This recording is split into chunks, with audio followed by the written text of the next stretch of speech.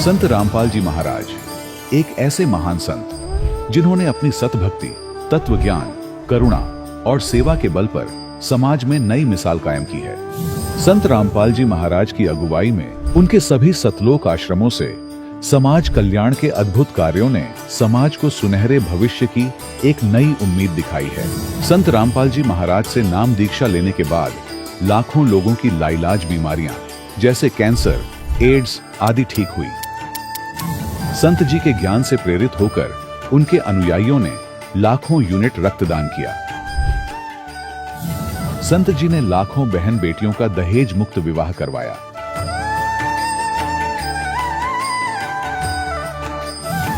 संत जी ने लाखों लोगों का नशा छुड़वाया, करोड़ों उजड़े परिवार बसे। संत जी के आश्रमों में समागम के दौरान निःशुल्क नेत्र चिकित्सा, दंत चिकित्सा प्रदान की जाती है। संत रामपाल जी महाराज द्वारा समय समय पर पर्यावरण संरक्षण के उद्देश्य से बड़े स्तर पर वृक्षारोपण किया जाता है। संत जी ने जरूरतमंदों को तत्काल राहत पहुंचाने के लिए एम्बुलेंस सेवा शुरू की। संत जी अपने अनुयायियों को देहदान के लिए प्रेरित करते हैं, जिससे मानवता की सेवा और चिकित्सा क्षेत्र में सुधार हो सके। संत रामपाल जी महाराज के सभी आश्रमों में हर रोज निःशुल्क भंडारा आयोजित किया जाता है, जहां हर वर्ग, हर जाति और हर धर्म के लोग एक साथ बैठकर भोजन करते हैं।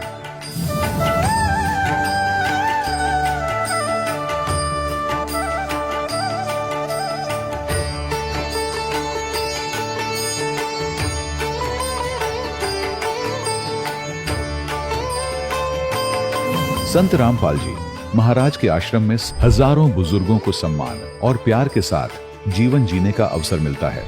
उनके खाने, रहने और स्वास्थ्य की पूरी जिम्मेदारी संत रामपाल जी महाराज उठाते हैं।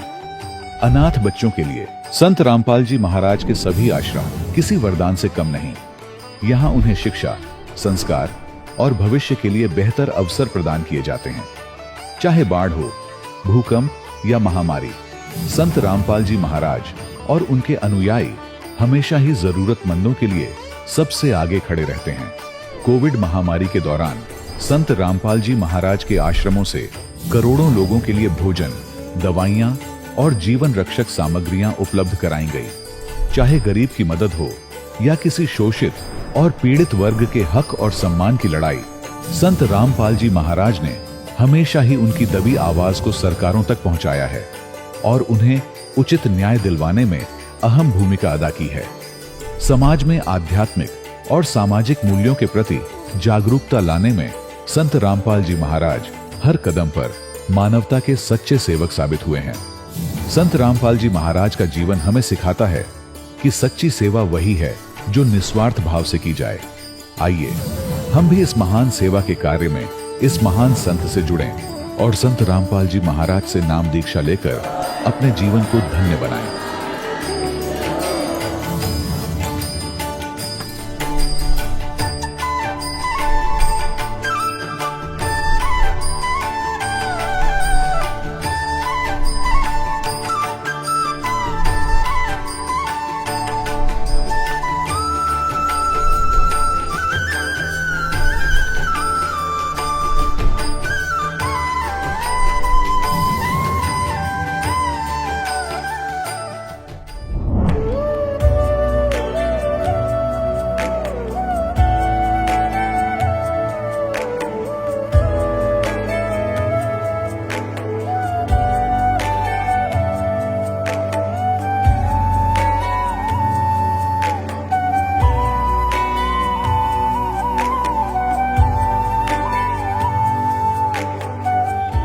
पवित्र श्रीमद् भागवत गीता, पवित्र चारों वेद, पवित्र कुरान शरीफ, पवित्र बाइबल, पवित्र गुरु ग्रंथ साहिब, पवित्र कबीर साहिब की वाणी में छुपे हुए गूढ़ रहस्य अर्थात तत्व को जानने के लिए कृपया अवश्य सुनिए जगत गुरु तत्वदर्शी संत रामपाल जी महाराज के मंगल प्रवचन। सत साहिब दर्शकों, इंसान जीवन भर भटकता है, सुख की तलाश में राह बदलता है, पर फिर भी मायूसी में खो जाता है। दर्शकों, ऐसी ही कहानी थी बालाजी की। बालाजी अनेकों भक्ति साधनाएं किया करती थीं और परमात्मा की तलाश में इन्होंने कई पंथों को अपनाया, लेकिन फिर भी इन्हें कहीं पर भी सुख शांति नहीं मिली। लेकिन आज बालाजी का कहना है कि मेरी जिंदगी तब बदली जब मुझे संत रामपाल जी महाराज की शरण मिली। संत रामपाल जी महाराज की शरण में आने के बाद मेरे साथ अनेकों चमत्कार हुए हैं। दर्शकों, आइए जानते हैं कि आखिर बालाजी ऐसा क्यों कह रही है। सुनते हैं बालाजी की कहानी उन्हीं की जुबानी। नमस्कार जी। सत साहिब। क्या नाम है आपका? बाला दासी। कहाँ से आए हैं आप? जान से जी। माता जी, संत रामपाल जी महाराज जी की शरण में आने से पहले आप क्या भक्ति साधनाएं करती थी? हम जी देवी देवता की करता, माता गुड़गांव वाली की करता, माता शेरा वाली की करता और हनुमान जी की भी करता।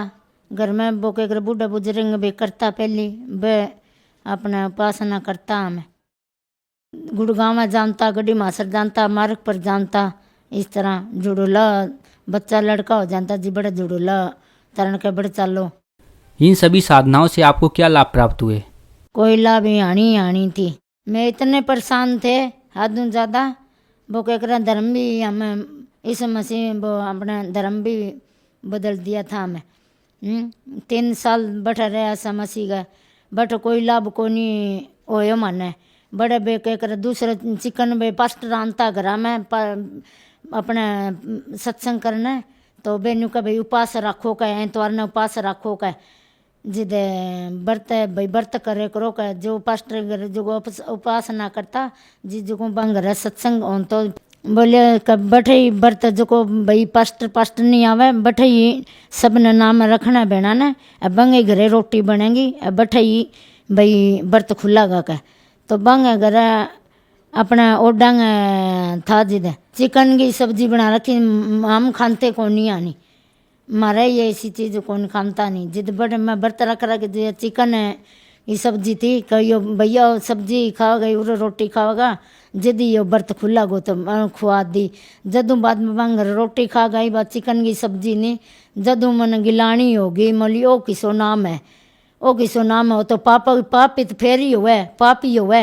इसी चीज़ अड़ंगो खावे, चिकन खावे तो पाप तो फिर ओ किसो नाम है, फिर किसो परमात्मा है यो जी। बटू फिर जदों बाद में मेरा मन कच्चा हो गया, फिर मैं यो नाम को नहीं रखो नहीं भाई का नाम है। इस तरह पानी में नेर गए माँ अपने डुबोगे न गुत्ते देगा न, नाम है देता हालेलुया हालेलुया हालेलुया न्यू करता।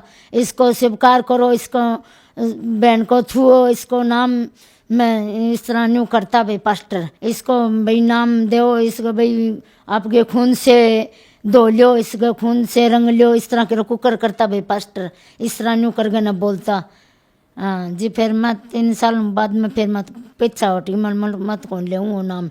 मैं तो इस तरह नहीं हो, कोई नाम थोड़ी है, पाप तो एम हुआ ही है। फिर भी मरियो भगवान को नहीं, भगवान के रो किन्ने के कठम परमात्मा तो है, के रो कद मिलांगा परमात्मा, सच्चो ज्ञान के रो कद मिलेगो। परमात्मा की खोज में फिरता, फिर अपने ओ नाम छोड़े, फिर निरंकारिया में फिर मैं जुड़ गया। फिर निरंकारिया में छोटा बच्चा का पैर छुए, बड़ा फिर बच्चा का छुए, फिर वो किसो नाम है, बड़ा पाप चढ़ावा। इस तरह छोटा बच्चा का बड़ा पैर छुए हैं, छोटा तो फिर भी सुनता अच्छा लग गया, ये बड़ा ही छोटा का पैर छुए, मैं यो किसो नाम है। फिर बटो में मेरा मन हट गयो, मैं तो बालका का पैर छुआ हुआ उरे। तो फिर बटो में मैं 2-3 साल रही, बटो में पाछी हट गई। मैं तो नाम को नहीं ना भाई, वही को नहीं, मेरे तो जच्चा नहीं, बटू हट गई, बालका का पैर छुआ हुआ जिद अब शरीर में, मैं यो नाम को नहीं। मैं तो फिर बटू मन पच्चा हो गयो। मेरे सास ने भी ले रखा था, भगजी ने ले रखा था, मैं ही जुड़ रही थी सच्चा चौदह में। पैर का प्रसाद देवा उरे का ठीक हो जाए दुख तकलीफ है। फिर बटू कौन दुख तकलीफ ठीक हो, प्रसाद खा ले चाहे किमी भंडारो कर ले चाहे, बट तो लंगर खा ले चाहे किमी की कौन ठीक हो। मैं ठीक ही कौन हुआ, सिमरन करा वो कह बड़े सत्संग में जावा, फिर ठीक ही कौन जी फायदो के है। फिर मैं कोनी, मेरे तो यो जचन। फिर भगजी बोलिया, फिर कहते ना ठीक लगा नहीं, बट तने जचा तू तन भाड़ो किराए। भगजी मन भाड़ो किराए तो मना कोई करता नहीं, मन कहता नहीं कोई बताता, बठे ही जानती मैं भगजी पीसा तो तू ठीक होनी चाहिए। कह तू भाड़ो किरायो ले जा मेरे कन, तू ठीक हुआ नहीं, तू बठे ही तू नाम ले ले, कटे तू दिखा ले, डॉक्टर ना दिखा ले, कटे नाम जी इच्छा मिले तन बठे ले, तेरे जी करे बठे जा। माता जी, आपने अपने दुख परेशानियों के कारण उनसे राहत पाने के लिए अलग अलग धर्म, अलग अलग पंथ अपनाए। इतनी भक्ति साधना की, उससे आपको कोई लाभ प्राप्त नहीं हुए। फिर आप संत रामपाल जी महाराज जी की शरण में कैसे आए? ये एक अपना तो बिना कड़ी बुक मिली, गाड़ी में भगजी ने बुक दी, बुक पढ़ी मैंने, फिर गया सत्संग में, नाम ज्ञान लियो बटे लेर में परला घर चल जाऊँ, मेरी बड़ी बहन के घर चल जावा, वो बुक पढ़ गया सुनाऊँ तो माने, अभी बुक में माने ज्ञान आन तो भी मैं सुनते जाना, सुनी ही जा जाना, खूब ही जाना, जी लगा जाना, मन कर तो खूब ही जाना, सुनी ही जा। तो बात सुनाऊँ तो मैं सुना, विनोद सुना तो बहुत अच्छी ज्ञान है परमात्मा की, मैं तो बढ़िया मिल गई, तो रोज ही बड़े बैंक न सुनना जानता मैं, बेटा मैंने रोज सुना देकर बेटा, या तो परमात्मा की ज्ञान है आ तो मारा सुनना बहुत ही मन करे, मुसीब का चल लगी के जाऊंगी। फिर मैं संत रामपाल जी महाराज के आश्रम में गई, फिर भी मेरे बहन के लड़का के साथ वो ले गया, कमोसी 8 रोग कटा को थारो का ले गयो। फिर मैंने इस प्रकार से फिर जागा ना परमात्मा संत रामपाल जी महाराज के पूर्ण परमात्मा के आश्रम में जागा ना दीक्षा ली माने। माताजी, संत रामपाल जी महाराज जी से जुड़ने के बाद आपको क्या क्या लाभ प्राप्त हुए? लाभ तो यह है अपने सर, नकली भक्ति छोड़कर माने पूर्ण परमात्मा मिले, माने अच्छा मार्ग मिले, जो बीमारी दुख तकलीफ हमारी परेशानी बीपी घटतो, ताकत का टीका लागता, गर्मियों में बोतला लागती, परेशानियाँ बीमारी खांसी थी मेरा बहुत साल तक, गला में दिक्कत रहती, परमात्मा ने यह ठीक करे मेरा, तो बहुत ही वो कह कर 20 साल लगे नड़ई खांसी थी पुरानी मेरे, इतनी खांसी थी बगजी दवाई दुआ कर नहीं छिक लिया था, बहुत दवाई बगजिया ने, बहुत दवाई बगजिया ने, बाड़ो किराए ले जाकर ठीक होनी चाहिए। संत रामपाल जी महाराज की दया से दुख तकलीफ दूर होता गया, मेरी बेटी भी ठीक होगी, बांग पेट में दिक्कत सी है, मम्मी उरू दुख है, मम्मी अठू दुख है, मम्मी अठू दुख है, बिंग पथरी थी हैं, और डॉक्टर ने दाखिल भी करी, बड़ा रोद शामी बड़ा कौन ठीक हो नहीं, डॉक्टर ने ना बताई भैया पथरी है। फिर घर भी न छुट्टी लिया, अपना 4-5 दिनों छुट्टी करा गए, फिर बिंग बाथरूम गए बंटे, बिंग पथरी निकली, चीणा माने इतनी बड़ी पथरी निकली, बाथरूम गए बंटे पथरी निकली, और तो परमात्मा को नाम ले रखे जी पथरी निकल गई।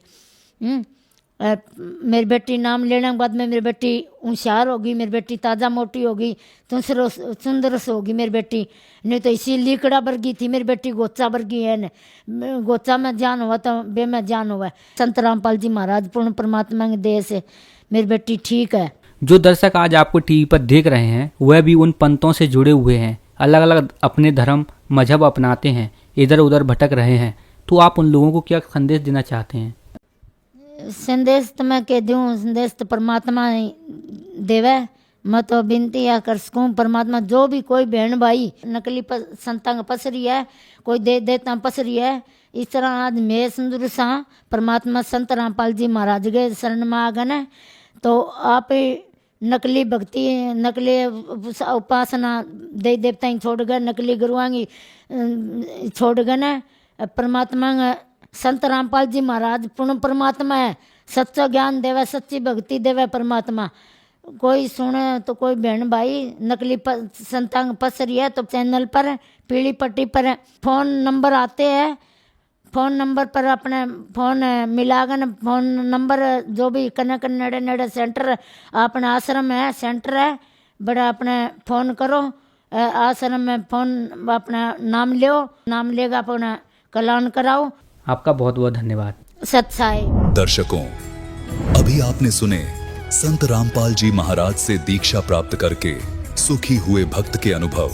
अब देखिए जगत गुरु तत्वदर्शी संत रामपाल जी महाराज के मंगल प्रवचन। भगवान की यथार्थ पद्धति प्राप्त करावेगा सतगुरु, और उस पद्धति से वो पद मिलेगा कौन सा, जहां जाने के बाद फिर लौट कर कभी संसार में नहीं आते। सतगुरु मिले तो इच्छा मेटे, पद मिल पदे समाना, और चल हंसा उस लोक पठाऊं जो आदि अमर अस्थान। आदि अमर स्थान, शाश्वत स्थान। गीता जी अध्याय नंबर 18 के श्लोक नंबर 62 में कहा कि तू सर्वभाव से उस परमेश्वर की शरण में जा, उसकी कृपा से तू परम शांति को और सनातन परम धाम को प्राप्त होगा। अपनी साधना को बताता है 8वें अध्याय के 5 और 7 में गीता ज्ञान दाता। कि मेरी भक्ति करेगा तो युद्ध भी करना पड़ेगा और भक्ति भी कर। यहाँ शांति नाम की चीज नहीं है, और जन्म मृत्यु तेरी भी रहेगी और मेरी भी रहेगी। जहाँ युद्ध भी करना और जन्म मृत्यु होना, वो शांति हो सकती है। और ओम नाम है इस ब्रह्म का, ओम नाम के साथ न हो गए ओम शांति। ओमकार शांति का तो एक्सीडेंट है, ओम से शांति हो ही नहीं सकती। सारे उल्टे काम।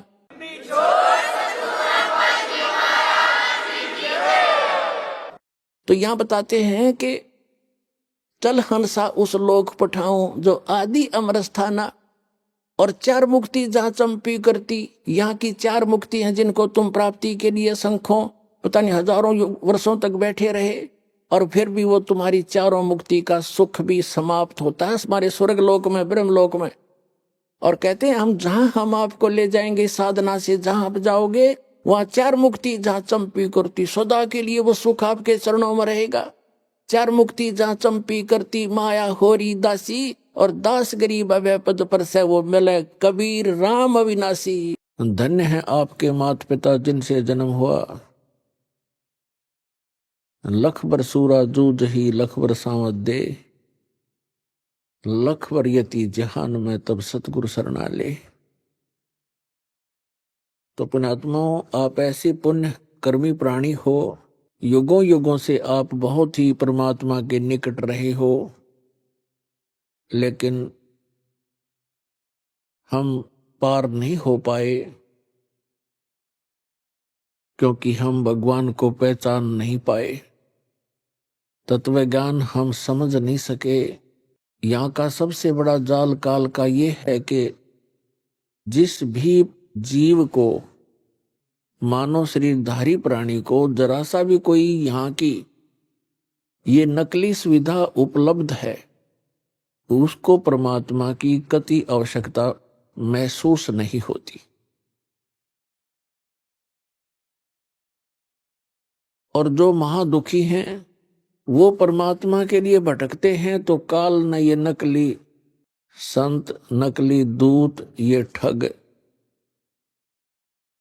कदम कदम पर बैठा रखे हैं। वो उनके फंस के अपना जीवन नाश कर जाता है। और जो भक्ति करता नहीं, पूर्व जन्म का पुण्यकर्मी प्राणी है, उसको सब अच्छी सुविधाएं प्राप्त है, उसका व्यवसाय भी ठीक है, कोई पद पोस्ट भी उच्च है, परिवार भी अच्छा है, बच्चे भी लायक हैं, वो पूर्व जन्म के संस्कार हैं उनके, तो तत्व ज्ञान के अभाव से वो ऐसे अपना जीवन नष्ट कर जाते हैं। इस संपूर्ण अज्ञान को हटाने के लिए, इसका नाश करने के लिए परमात्मा स्वयं ही आते हैं। उस परमात्मा के अतिरिक्त जितने भी संत, महात्मा, काजी, मुल्ला, आचार्य, शंकराचार्य, मंडलेश्वर, महंत संत हैं, या जो देव पद प्राप्त किए हुए हैं, ये सभी जीव संज्ञा के अंदर हैं। और परमात्मा की महिमा को जीव नहीं जान सकता अपने बल से, इसलिए परमेश्वर स्वयं आते हैं हमें अपने कुछ आंशिक महिमा जो हमें आवश्यक है वो बताने के लिए। सतगुरु आए दया करी, ऐसे दीन दयाल, बंदी छोड़ वृद्धतास का, जठरग्नि प्रतिपाल। गरीबदास जी ने कहा है कि सतगुरु आए दया करी, क्योंकि परमात्मा जब आते हैं यहाँ सतगुरु का ही रोल करते हैं। और सतगुरु की परिभाषा ये होती है कि वो सच्चा ज्ञान बतावे, सच्चे भगवान की जानकारी देवे, अविनाशी परमात्मा की। सदग्रंथों के अनुसार ज्ञान बताता है वो सतगुरु होता है, सच्चा ज्ञान दाता। तो सच्चा ज्ञान परमात्मा ही दे सकता है, और उसको बताने के लिए वो परमात्मा स्वयं आते हैं। सन 1727 संवत 1784 को परमात्मा आदरणीय गरीबदास साहिब जी गांव सुडानी जिला झज्जर हरियाणा वाले को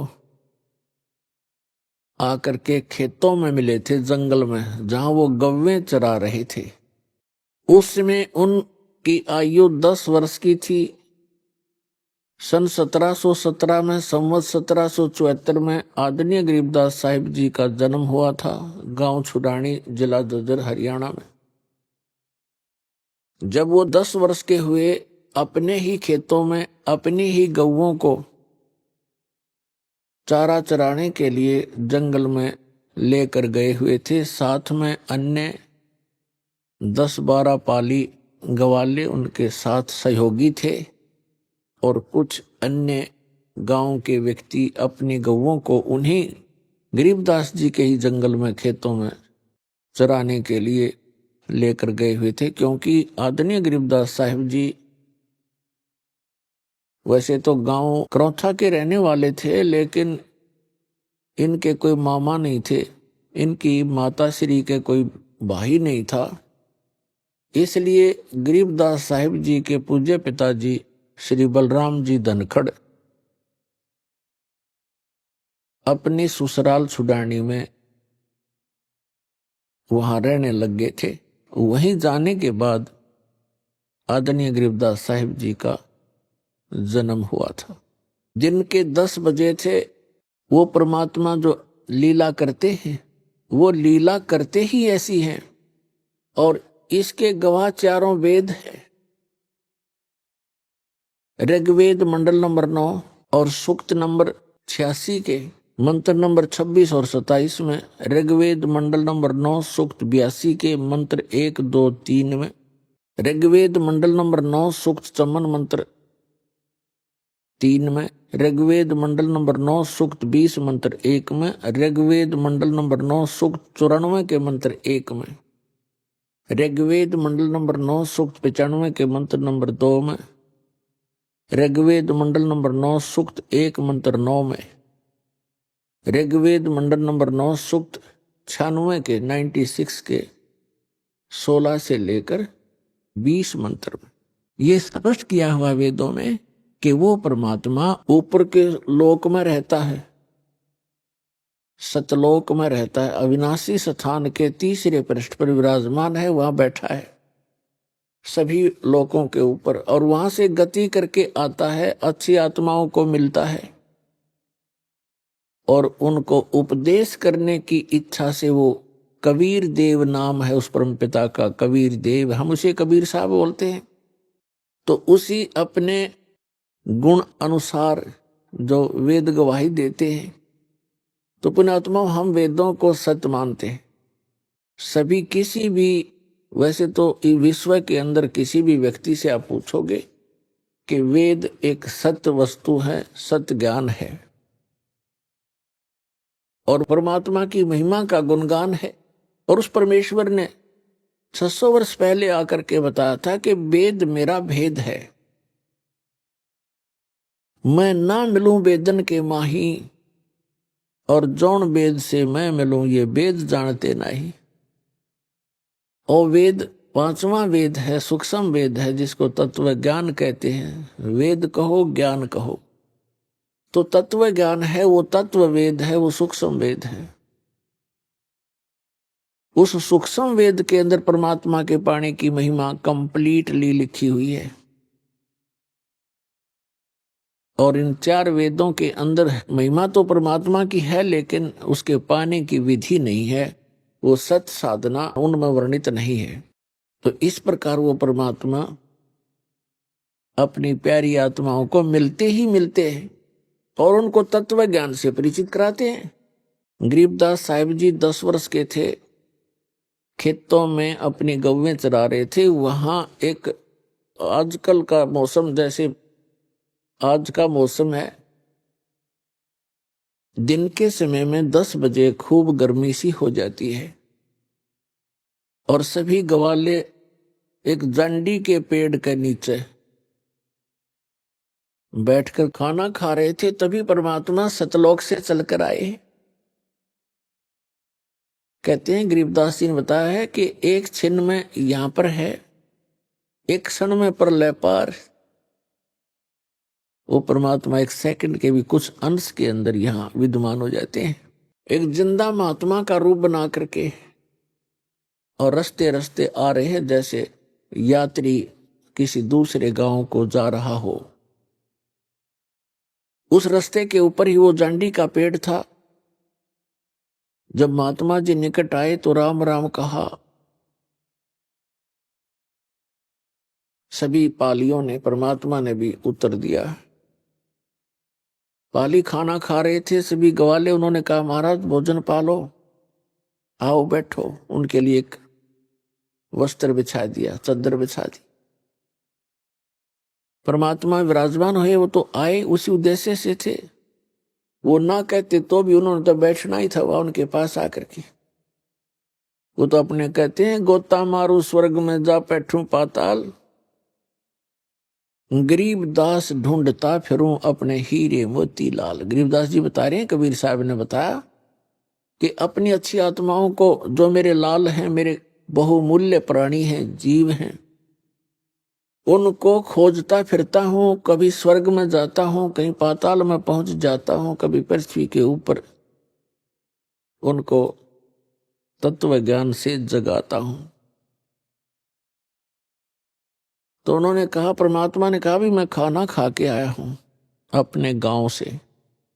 बच्चों ने पूछा, जी आपका गांव कौन सा है,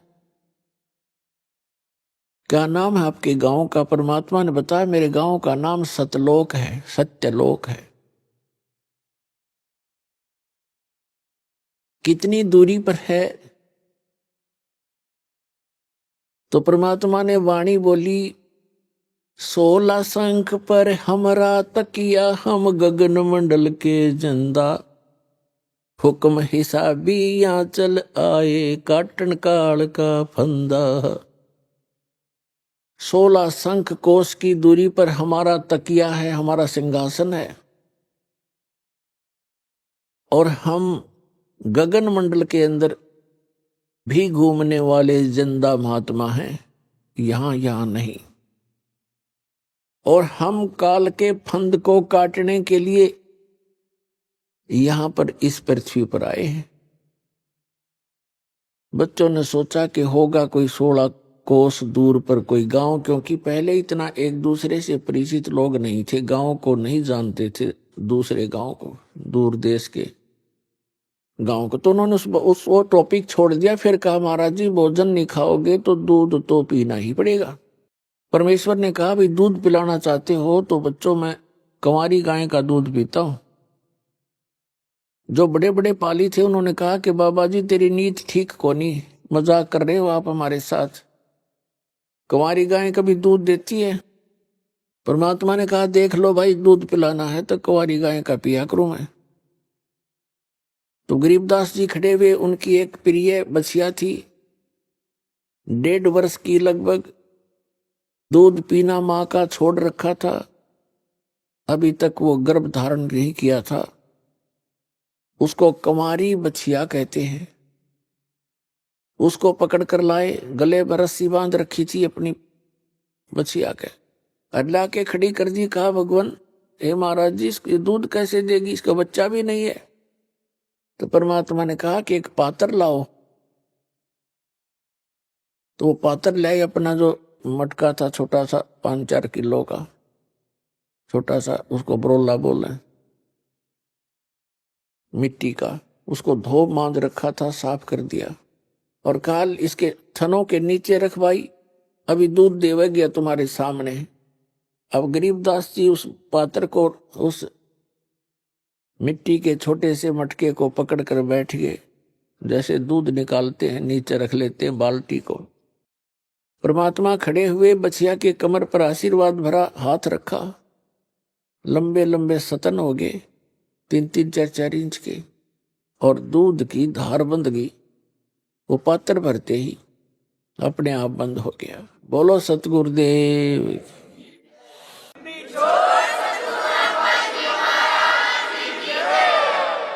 गरीबदास जी ने वो पात्र परमेश्वर को थमा दिया कि ले महात्मा जी, आपकी महिमा अपरंपार है, कंवारी गाय का दूध निकाल दिया। उस परमेश्वर ने, कबीर साहब जी ने थोड़ा सा दूध पिया, और बाकी वहां उपस्थित सभी ग्वालों से कहा कि ले पालियो, ये अमृत है बेटा, इसको पी लो। ये यहाँ का नहीं है, ये सतलोक से आया है, इस पवित्र पशु के माध्यम से। जो अन्य पाली थे, कोई 20 वर्ष का, कोई 30 वर्ष का, कोई 50 वर्ष का, कोई 40 वर्ष के आयु के, वो तो उठ कर चले गए कि हम नहीं पीवे, पाप का दूध है, कंवारी गां का दूध निकाल दिया जादू जंत्र करके। और फिर दूसरे, तूने झूठा कर दिया, तेरी जात का पता नहीं, तो कौन जाति का है। उस समय छुआछात भी चरम सीमा पर थी। दुर्भाग्य है, कहते हैं सकल पदार्थ है जगमाई, कर्महीन नर पावे नाही। गरीबदास जी ने कहा कि लो महाराज, आपका अमृत, आपका झूठा दूध है, भगवान कब कब मिले हमें।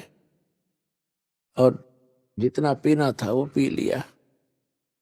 तो पुण्यात्माओं कहते हैं, पिछले जब से होते हैं पूर्ण हंस मुराद, ये पिछले संस्कारों से ही ऐसी प्रेरणा और परमात्मा का मिलन हुआ करता है।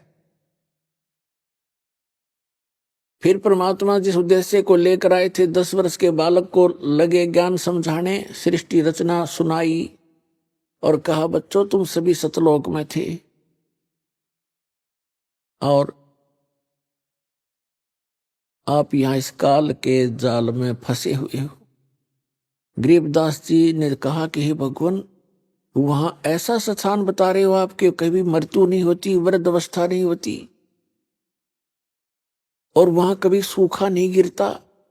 क्योंकि जिस समय गरीबदास साहिब जी छुडानी गांव में जन्मे थे, वहां मरुस्थल जैसा पृथ्वी थी, मरुस्थल जैसी, राजस्थान से मिलती जुलती वो अक्षेत्र था, जो वर्तमान में भी राजस्थान का तो बल्कि अच्छा हो गया होगा।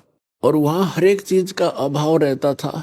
वर्षा हुई तो खाने की ज्वार बाजरा हो जाता, गेहूं तो कभी देखा भी नहीं था। तो गरीबदास जी ने कहा कि वहां परमात्मा ने बताया कि वहां बिन बादल वहां वर्षा होए, और असंख्य वहां पर जो है, कहते हैं असंख्य सूर्य जितना प्रकाश रहता है, ना सर्दी है ना गर्मी है, और सदा बाहर पेड़ हैं, अंगूरों के गुच्छे लगे रहते हैं, प्रत्येक के महल के सामने पार्क हैं, फुहारे हैं, बहुत अच्छे बगीचे हैं, और बहुत सुंदर पहाड़ हैं वहां के। यहाँ तो मिट्टी के पहाड़ है, वहां पर हीरे और मोतियों के पहाड़ हैं, सुंदर मिट्टी है, उसके अंदर फलदार सदाबहार पेड़ पौधे हैं। गरीबदास जी ऐसे सुन रहे थे जैसे वो आत्मा उनकी सतलोक में ही घूम रही हो। परमात्मा बताते जा रहे थे और वो कल्पना करते जा रहे थे। फिर परमेश्वर ने बताया कि वहां दूधों की, दहियों की और बेटा अमृत की दरिया बहती है, सरोवर भरे हुए हैं। तो गरीबदास जी ने कहा, क्या भगवान वो खराब नहीं होते? क्योंकि यहां तो दूध ऐसा है, 2 घंटे रख दे गर्मियों में, फिर उसने गर्म करे तो फट जा, बांस उठ जा। तो वहां दूध के दरिया चलती हैं, दूध के भरे रहते हैं सरोवर, समुद्र, तो खराब नहीं होते। परमात्मा ने कहा, नहीं बेटा, वो अमर पदार्थ हैं। उदाहरण दिया परमात्मा ने कि जैसे ये गंगा आई है आपके भारतवर्ष में, ये गंगा का जल हमारे ही लोक से आया है, सतलोक से। और एक ये एग्जाम्पल है आपके लिए, बुद्धिमान को संकेत ही पर्याप्त होता है। सतलोक से या गंगा आई, सबसे पहले आई शिव के लोक में, शिव के लोक से फिर आई विष्णु के लोक में सबसे, और फिर उसके बाद आई है इस पृथ्वी लोक पे। इसके आने का तरीका परमात्मा की रजा और उसका, अब उसको साइंटिफिक तरीके से किसी तरह लगा लो। वहां से नीचे आई, फिर वहां से नीचे वाष्प बनकर पृथ्वी पर आई, या हिमालय के ऊपर आकर के ये बर्फ रूप में विद्यमान हुई। और हो ही रही है, हुई क्या, ये तो आ ही रही है, वहीं से चलकर आ रही है। और इस गंगा के पानी को आप रख लीजिए, चाहे 100 वर्ष रखो, ये खराब नहीं होता। और ये तो इसे लोक में जहां सब कुछ में तुरंत ही जीव चल पड़ते हैं।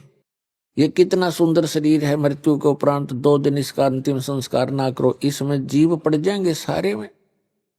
लेकिन उस गंगा के पानी में वो खराब नहीं होता, उसमें जीव नहीं होते। तो गंगा जल तकरीबन सबके घर पर होता था। इस बात से गरीबदास जी खूब परिचित थे कि 3 वर्ष पहले हमारी माता किसी के साथ गई थी और गंगा का जल लाई थी, और आज तक बिल्कुल ऐसा ही है। तो उन्होंने बड़ी रुचि हुई कि हे भगवान, मुझे वो स्थान दिखाओ जहां हम पहले रहा करते थे। परमात्मा आए इसलिए थे, हम जीवों के लिए अपने गवाह तैयार करने के लिए, कि मेरे प्रत्यक्ष दृष्टा हो, मेरे साक्षी बने मेरे बच्चे, ताकि आने वाली वो पिछली पीढ़ी में मुझे पहचान सके कि कबीर इज गॉड।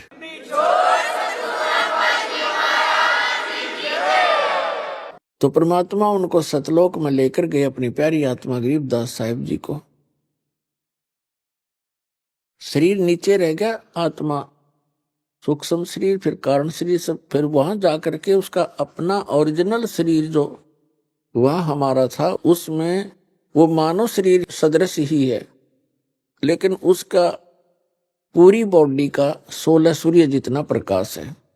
और परमात्मा यानी परम अक्षर ब्रह्म का, सत्य पुरुष का, कबीर जी के वहां शरीर का इतनी रोशनी है, इतना प्रकाश है, जैसे करोड़ सूर्य करोड़ चंद्रमा मिला दे एक रोमकूप में।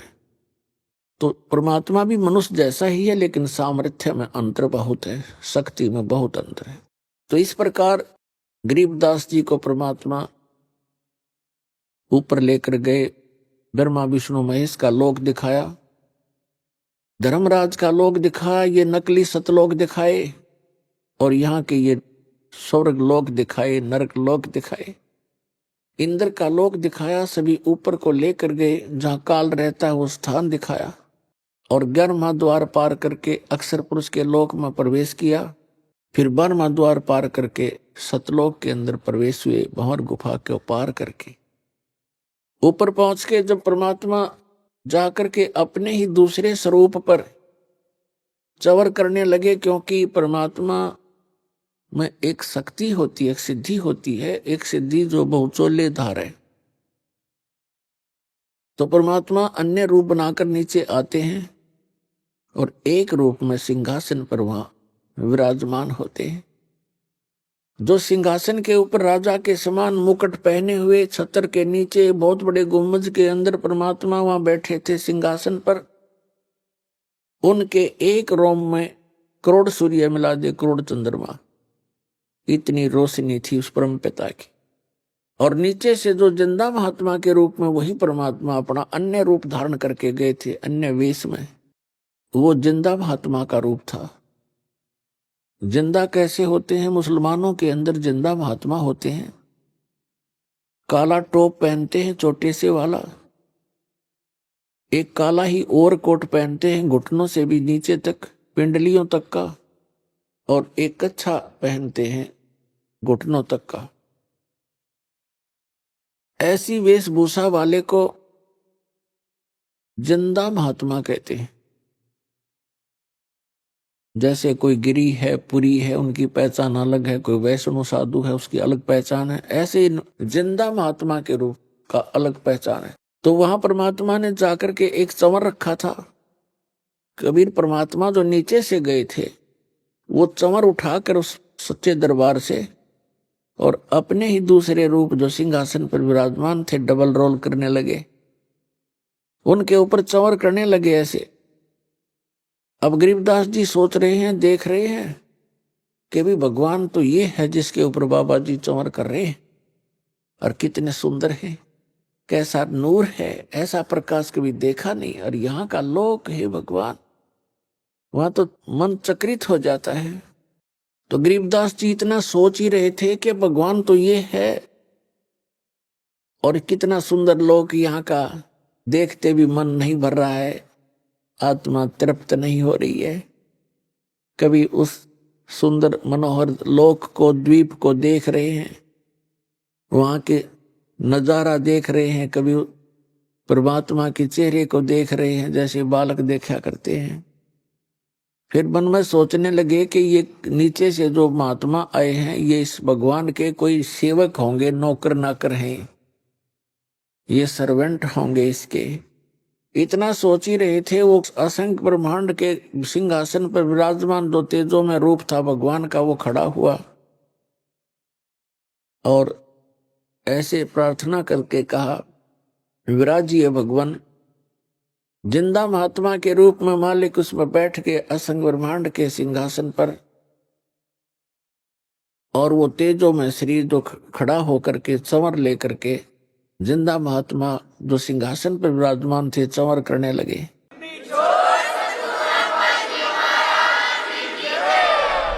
अभी आपने सुने संत रामपाल जी महाराज के मंगल प्रवचन। आइए अब सुनते हैं संत रामपाल जी महाराज से नाम दीक्षा लेकर सतभक्ति करके अद्भुत लाभ प्राप्त करने वाले अनुयायी के विचार। दर्शकों, आज कलयुग में इतने सारे धर्मगुरु हैं जो अपने आप को पूर्ण संत बताकर लोगों को भ्रमित कर रहे हैं। ऐसे में एक श्रद्धालु को एक सच्चा गुरु मिलना बहुत मुश्किल हो जाता है। दर्शकों, ऐसी ही कहानी थी हरिद्वार के रहने वाले बाबू राम जी की। बाबू राम जी भारतीय सेवा में सूबेदार मेजर ऑनरी लेफ्टिनेंट के पद से रिटायर्ड है। इन्होंने अपने जीवन में अनेकों भक्ति साधनाएं की, लेकिन फिर भी इन्हें परमात्मा से मिलने वाले सुख व मानसिक शांति नहीं मिली। भगवान से मिलने वाले सुखों की तलाश में बाबू राम जी ने कई कथावाचकों को सुना, नंगली वाले बाबा के भजन कीर्तन में भी शामिल हुए, लेकिन फिर भी इनकी सच्चे गुरु की तलाश समाप्त नहीं हुई। लेकिन दर्शकों, आज बाबू राम जी का कहना है कि जब से मैंने संत रामपाल जी महाराज की शरण ग्रहण की है, तब से मुझे पता लग गया है कि वास्तव में इस पूरे विश्व में सच्चा गुरु कौन है। दर्शकों, आखिर बाबू राम जी संत रामपाल जी महाराज को एक सच्चा गुरु और सच्चा भगवान क्यों कह रहे हैं? आखिर बाबू राम जी को संत रामपाल जी में भगवान क्यों दिखाई दे रहे हैं? आइए जानते हैं इसके पीछे की सच्चाई क्या है। सुनते हैं बाबू राम जी की कहानी उन्हीं की जुबानी। नमस्कार सर। सत साहब जी। सर, क्या नाम है आपका? जी बाबू राम। बाबू राम जी, आप कहाँ से हैं? मैं उत्तराखंड हरिद्वार डिस्ट्रिक्ट और रुड़की तहसील से हूँ जी। बाबू राम जी, संत रामपाल जी महाराज जी से नाम उपदेश आपने कब लिया? संत रामपाल जी महाराज से नाम दीक्षा मैंने 2017 में लिया जी। बाबू राम जी, आप क्या काम करते हैं? जी मैं फौज में था, पहले फौज से रिटायर हुआ। 32 साल सर्विस करने के बाद सूबेदार मेजर ऑनरी लेफ्टिनेंट से रिटायर हुआ हूँ 2014 में। सर, जैसा कि आपने बताया कि आप लेफ्टिनेंट मेजर के पद से रिटायर्ड हैं, आप सेना में अधिकारी रहे हैं, तो संत रामपाल जी महाराज जी की शरण में आने का क्या कारण रहा? और मुझे जो है एक सच्चे गुरु की तलाश थी। तो सर जी, जैसा मैं फौज में था, फौज में होने के नाते मेरे जो है पोस्टिंग भी होते रहे। जैसा कि गुजरात में रहा हूँ, मैं जोधपुर में रहा हूँ, राजस्थान JNK में रहा हूँ, लेह लद्दाख और महाराष्ट्र वगैरह में, क्योंकि फौज में तो जगह जगह पे भेजते हैं। लेकिन एक चाहत थी पूर्ण सतगुरु की, क्योंकि सुना था कि पूर्ण गुरु के बगैर मुक्ति नहीं है। पर मुझे जो है इस चाहत को पूरा करने के लिए फौज में होने के नाते इतना समय भी नहीं मिल पाया। पर एक टीवी जो है माध्यम था, टीवी पर मैं सत्संग सुना करता था, प्रवचन सुना करता था। जैसे जैसे जैसा सुधांशु जी महाराज हो गए, देवकी नंदन ठाकुर जी हो गए, इसके साथ साथ जो है सतपाल जी महाराज हो गए, इनके सबके में जो है ये आसाराम जी हो गए, सबके ये जो है आधा घंटा जो है प्रवचन करते थे और 20 मिनट जो है जनता को नचाते थे, क्योंकि इनके पास साजबाज बड़ा तगड़ा होता है, इनके तो ड्रामे ही बहुत जबरदस्त हैं। इसके साथ साथ जो है नगली वाले का नाम सुना था। नगली वाले के उसमें जब जैसे ही मैं रिटायर होकर के आया, क्योंकि काम तो थोड़ा कम हो गया, फिर मेरे ललक तो वही थी पूर्ण सतगुरु की। मैं नगली वाले के भजन कीर्तनों में जाने लगा जी। वहाँ पर भी जो है वहाँ पर आवाज़ मालिक ने बहुत अच्छी दी हुई थी और इम्प्रेशन भी था। मैं माइक लेकर के और मुझे चुनरी उड़ा देते थे और मैं नाचता था, गाता था और भजन कीर्तन करता था, बड़ा अच्छा लगता था। लेकिन मेरे परमात्मा ने जो है मेरे संत रामपाल जी महाराज के रूप में मुझे सतगुरु मिले। वो कैसे मिले? एक बार रुड़की के अंदर जो है सत्संग चल रहा था, सत्संग होना था, जैसा इतवार को सत्संग था। एक जो है संत रामपाल जी महाराज के अनुयायी घर पर आए। उन्होंने कहा कि भाई आप जो है इतवार को हमारे पास जरूर आना, आप तो बहुत जगह जाते हो। वो कहने लगे आप हमारे सत्संग में जरूर आइयो। तो अब मैं जब उन्होंने मुझे बोला इस तरीके से, मैं सत्संग में चला गया। सत्संग में जाने के बाद वहाँ का नज़ारा देखा मैंने, बहुत ही बड़े आराम से सारे भक्त बोलते हैं वो। अभी तो मुझे भी पता लग गया कि भक्त क्या होता है मेरे सतगुरु रामपाल जी महाराज से जुड़ने के बाद। वहाँ का माहौल देख करके बहुत अच्छा लगा, बहुत ही अच्छा लगा। और सभी ने जो है वो सत्संग सुनने के बाद मुझे ज्ञान समझाया। ज्ञान समझने के बाद मैंने संत रामपाल जी महाराज से नाम दीक्षा लिया। सर, सुना है कि संत रामपाल जी महाराज जी से नाम उपदेश लेने वाले श्रद्धालुओं को लाभ प्राप्त होते हैं, तो क्या आपको भी कोई लाभ प्राप्त हुए? जी, अनेकों लाभ हुए हैं, बहुत लाभ हुए हैं। जैसा कि मैं फौज में था, बैठक का काम था ज़्यादातर, क्योंकि क्लैरिकल साइड से था। तो मुझे जो है पाइल्स की बीमारी हो गई थी, जिसको बवासीर कहते हैं। और बवासीर जो है बड़ा परेशान कर दिया था। यहाँ पर एक कस्बा मंगलोर पड़ता है, यहाँ पर एक कपूर हॉस्पिटल है, वहाँ पर वो स्पेशलिस्ट डॉक्टर था, उसको मैंने दिखा दिया। नाम लेने की बात है, ये बाद की बात है। तो उसने जो है ऑपरेशन के लिए लिख दिया। पहले तो ट्रीटमेंट करता रहा 2 महीने तक, उसने फिर ऑपरेशन लिख दिया। तो ऑपरेशन का जैसे ही बताया, उन्होंने बड़ी चिंता सी हुई कि कैसे होगा भाई, ये तो बड़ा अजीब ऑपरेशन होगा। तो मुझे पता नहीं था। मैं यहाँ पर नामदान केंद्र, नज़दीक नामदान केंद्र है हमारा, वहाँ पर फ़ोन करके पता किया कि ऐसे ऐसे हो गया। तो उन्होंने बताया कि भाई आप जो है संत रामपाल जी महाराज से जो है एक अरदास लगा सकते हैं, बड़ा अच्छा तरीका है, मालिक बड़ी दया करते हैं परमात्मा संत रामपाल जी महाराज। फिर मैं जो है परमात्मा संत रामपाल जी महाराज को कह रहा हूँ कि मेरे परमात्मा तुल्य ही हैं वो। तो मैंने भी अपनी एक प्रार्थना लगाई। प्रार्थना लगा करके उन्होंने जो है अगले दिन 1 बजे के बाद बोला कि आप जो है इसका पता कर लियो। अगले दिन मैं जो हूँ एक ड्यूटी भी करता हूँ, इसके बाद मैं चौकीदार की ड्यूटी भी करता हूँ एक कंपनी में। एक कंपनी के सामने ही एक बेंच पे मैं बैठा हुआ था और मोबाइल से बात कर रहा था। वहाँ से पता किया, उन्होंने बोला भाई भक्ति करो, परमात्मा दया करेंगे। ना जाने मोबाइल चलते चलते इतना असहनीय दर्द हुआ मुझे, मैं उस बेंच के ऊपर लेट गया, बुरे तरीके से तड़पने लगा। वहाँ पर जो है मेरे साथी थे, वो पानी वानी पिलवाया उन्होंने, लेकिन ना जाने ऐसा ऑपरेशन सा कर दिया मेरे संत रामपाल जी महाराज ने। वो दिन सो आज कोई परेशानी नहीं, कोई तकलीफ नहीं। उसके साथ साथ मेरे सिर में भी दर्द रहता था, एक असहनीय दर्द था, तकरीबन 3 साल दर्द रहा वो। उसकी नॉर्मल दवाई ले लिया करते थे, उससे कोई आराम तो हुआ नहीं। पेन किलर लिया और अपना काम कर लिया, लेकिन नाम लेने के बाद वो दर्द भी दूर हो गया। उसके साथ साथ मेरी पत्नी, उसने नाम तो नहीं लिया था, लेकिन उसका विरोध भी नहीं था। 6 महीने के बाद मेरे नाम लेने के बाद संत रामपाल जी महाराज से उन्होंने भी नाम ले लिया, क्योंकि सत्संग चलता था टीवी पे, वो भी वाणी सुनती थी। उसको सुन करके वो भी प्रभावित हुई कि जहाँ आपने नाम लिया तो मुझे भी नाम दिलाओ। उनको भी परेशानी थी, उनके पैरों में, घुटनों में दर्द था तकरीबन 8 साल से। और उसके साथ साथ एक लेफ्ट साइड का जो कंधा था वो बिल्कुल ही हाथ ऊपर नहीं जाता था, बड़ी तड़पती थी उस वजह से। और सिर में दर्द उनके भी रहता था, काफ़ी दर्द था। लेकिन मेरे सदगुरु संत रामपाल जी महाराज ऐसी दया करते हो, नाम में इतनी शक्ति है, नाम बड़ा अद्भुत है, बड़ा चमत्कारी है। उसको लेने के बाद ये छोटी मोटी समस्याएं क्या, पता नहीं परमात्मा तो क्या क्या लाभ देते हैं। सारे संकट दूर हो गए जी, कोई तकलीफ नहीं, बड़े आराम से अपना जीवन निर्वाह हो रहा है। बस भक्ति करते हैं और सेवा करते हैं। इसके साथ साथ जैसा मैंने बताया कि दास जो है फौज से रिटायर होने के बाद एक झबरेड़ा कस्बे में इंडस्ट्री एरिया में सिक्योरिटी मैनेजर हूँ जी। 4-5 कंपनियों में सिक्योरिटी है, उसमें मुझे जाना था शाम को। सर्दी का समय था, शाम को 6 बज गए थे, मुझे जाना जरूरी था। मैं जल्दी में बाइक चला रहा था। बाइक लेकर के जैसे ही मैं जा रहा था सड़क पे, हाईवे पे, दिल्ली हाई रोड था, पीछे से एक गाड़ी ने ठोक दिया। सभी शाम को तो जल्दी में होती ही है। और मैं जो हूँ आगे एक गाड़ी में टकराया। गाड़ी से टकरा करके हैंडल साइड में हो गया, नीचे गिर गया। तो जनता इकट्ठी होगी, मैं खड़ा हो गया। भाई इतना बड़ा एक्सीडेंट हुआ। लोग कहने लगे भाई क्या हो गया, किसने किया ये। गाड़ी वाला भी साइड में रुक गया, क्योंकि उसका भी पीछे से टूट चुका था। तो मैंने कहा भाई मुझे कुछ नहीं हुआ, अब कहने लगे कि इस पे कौन बैठा हुआ था, कौन चला रहा था, आप पीछे थे? मैं कहा नहीं, मैं ही चला रहा था। कि नहीं, ऐसा नहीं हो सकता। मैंने कहा भाई ऐसा ही हुआ है, मेरे संत रामपाल जी महाराज से मैंने नाम लिया हुआ है, मैं अपनी बाइक के ऊपर पर संत रामपाल जी महाराज का एक जो है स्वरूप लगा करके रखता हूँ। तो वो भी सब कुछ टूट गया, सिर्फ लाइट भी चली गई, मडगार्ड भी चले गए, बस एक मैंने लोकल लाइट लगा रखी थी जो कि बैटरी से कनेक्ट थी। जैसे ही मैंने बाइक को स्टार्ट किया और वह स्टार्ट होगी, लाइट जग गई उसकी। ऐसी लेकर के मैं ड्यूटी पर चला गया।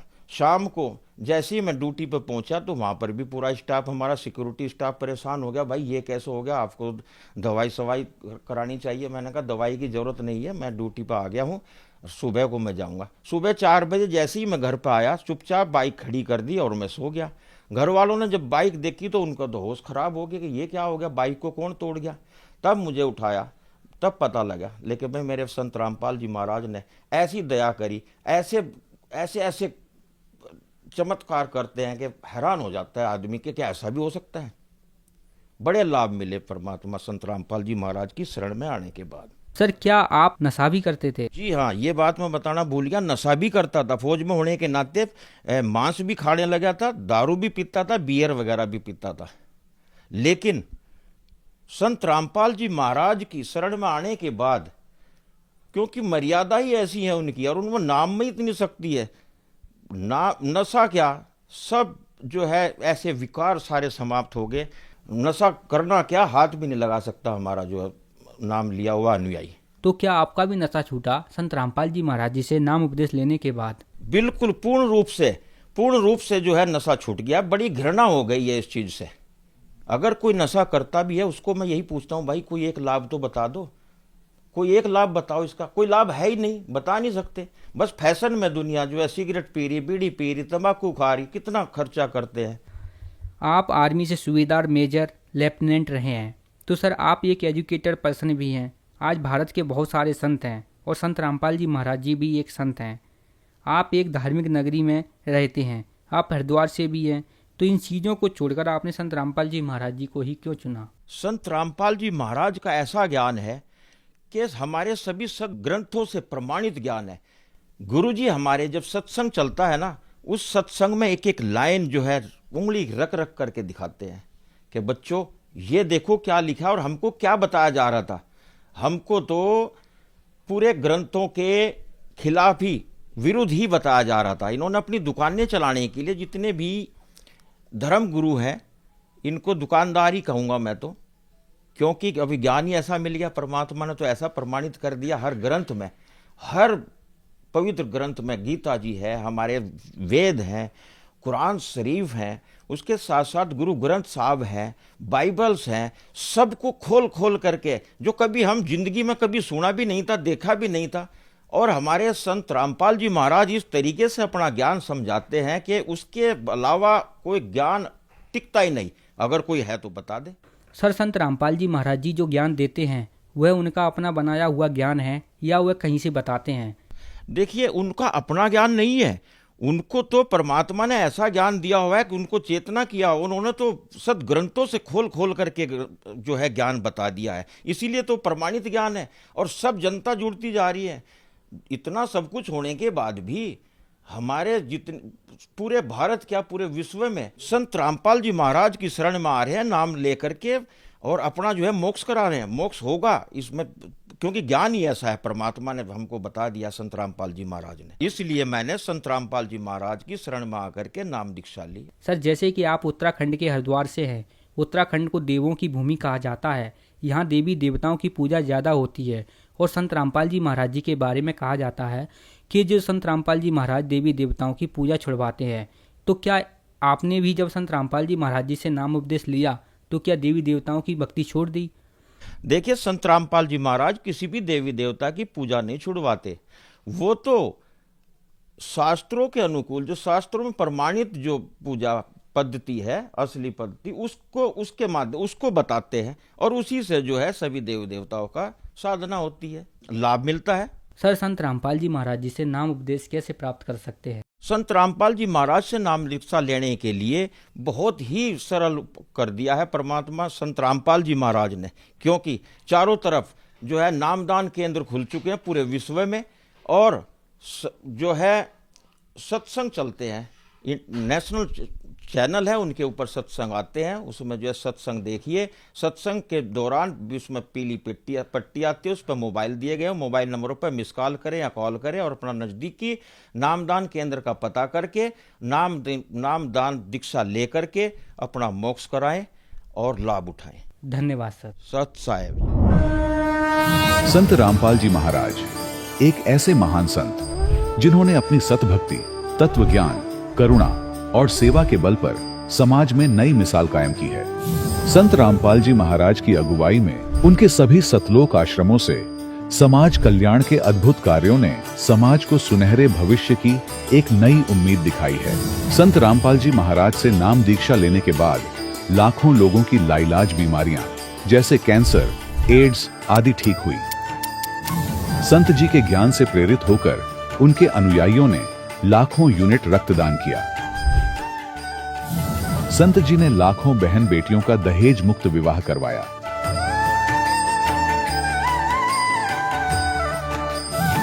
संत जी ने लाखों लोगों का नशा छुड़वाया, करोड़ों उजड़े परिवार बसे। संत जी के आश्रमों में समागम के दौरान निःशुल्क नेत्र चिकित्सा, दंत चिकित्सा प्रदान की जाती है। संत रामपाल जी महाराज द्वारा समय समय पर पर्यावरण संरक्षण के उद्देश्य से बड़े स्तर पर वृक्षारोपण किया जाता है। संत जी ने जरूरतमंदों को तत्काल राहत पहुंचाने के लिए एम्बुलेंस सेवा शुरू की। संत जी अपने अनुयायियों को देहदान के लिए प्रेरित करते हैं, जिससे मानवता की सेवा और चिकित्सा क्षेत्र में सुधार हो सके। संत रामपाल जी महाराज के सभी आश्रमों में हर रोज निशुल्क भंडारा आयोजित किया जाता है, जहां हर वर्ग, हर जाति और हर धर्म के लोग एक साथ बैठकर भोजन करते हैं।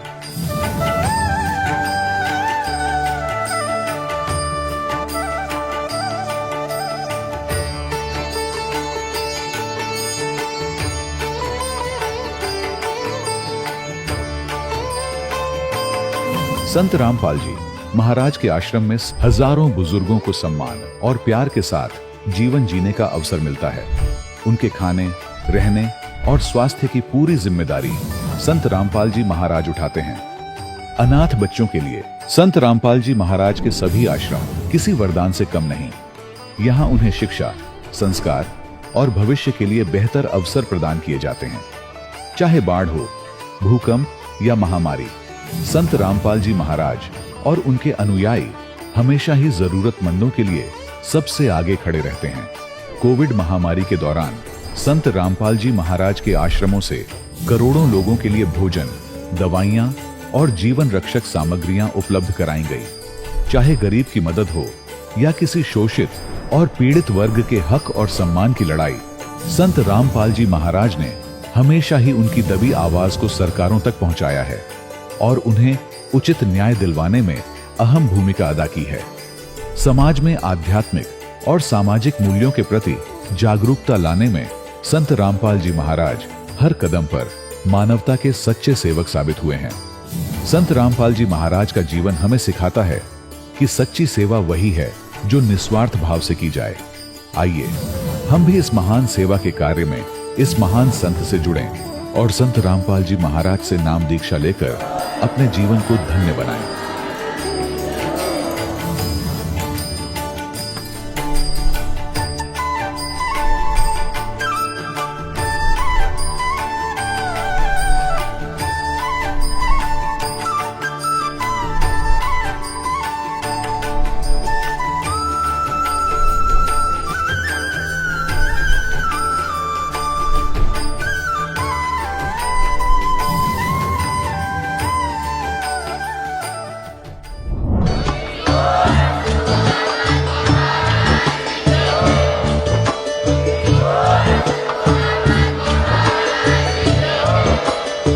सुन रहे थे जगत गुरु तत्वदर्शी संत रामपाल जी महाराज जी के मंगल प्रवचन। अधिक जानकारी के लिए विजिट कीजिए हमारी वेबसाइट www.jagatgururampalji.org। संत रामपाल जी महाराज जी के शुभ आशीर्वाद से पूरे विश्व भर में 500 से भी ज्यादा नाम दीक्षा केंद्र हैं, जिन पर संत रामपाल जी महाराज जी द्वारा ऑनलाइन निशुल्क नाम दीक्षा दी जा रही है। अपने नजदीकी नाम दीक्षा केंद्र का पता करने के लिए संपर्क करें 8222880541।